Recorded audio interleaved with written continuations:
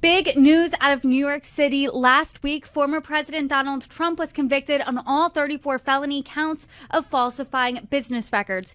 But you had an interesting take for Forbes. You reported this, that Trump's social media business planned for his conviction before he was even charged. So take us to the planning. When did that start and what did that look like?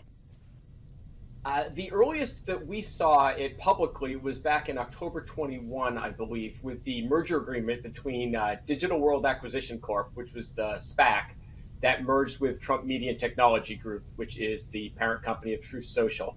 And they had a couple clauses in there that were very interesting and not typical boilerplate in these merger agreements. They had announced that they had said there were going to be two possible material disruptive events that they identified. One of them would be Trump announcing a run for public office, and the other would be Trump being convicted of a felony. And now the company is dealing with both of those material disruptive events. So the company is dealing with both of these. I'm not sure about your contract, but in mine, that does not have that type of clause. So you're saying this isn't normal for a business to have? No, and I'm going to go reread mine. I don't anticipate any felony convictions for myself coming through anytime soon, but I probably should check that out.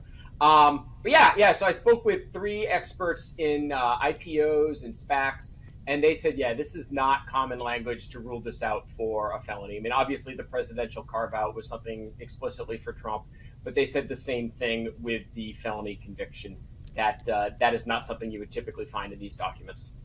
So what did the contingency plan say if these material disruptive events happened, like Trump is convicted of a felony, like if he announced he was running for office, because both are happening simultaneously? Right. Well, the phrase they use, to quote, is the company's principal ownership and position in the the company principals ownership and position in the company shall be structured in such a way as to eliminate the need for restructuring of ownership or changes in position were a material disruptive event to occur.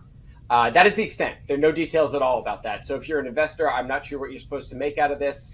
What it appears that meant, though, in hindsight, is that they have minimized Trump's role in the company beyond owning about 65% of it. He's not an executive with the company. He's not even on the board of directors. So the experts that I reached out to said that, yeah, his conviction is not really going to disrupt the company. So can you talk about, since he isn't the CEO or on the board of directors, who is and how does his status as a convicted felon impact them? Well, if you can't get Donald Trump on the board of directors, what's the next best thing? Donald Trump Jr. He is on the board of directors, as are three former Trump administration officials, Kash Patel, Robert Lighthizer, and Linda McMahon, and Devin Nunes, the former Republican congressman from California, who I believe sued a account over a fictional cow.